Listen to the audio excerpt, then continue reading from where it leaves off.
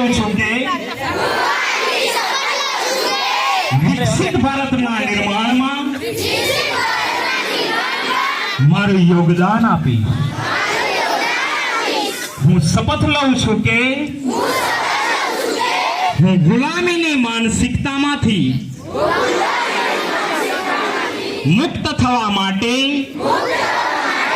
શક્ય તેટલા બધા જ પ્રયત્નો કરીશ. હું શપથ લઉં છું કે હું દેશની એકતા જાળવી રાખવા હંમેશા પ્રયત્નશીલ રહીશ.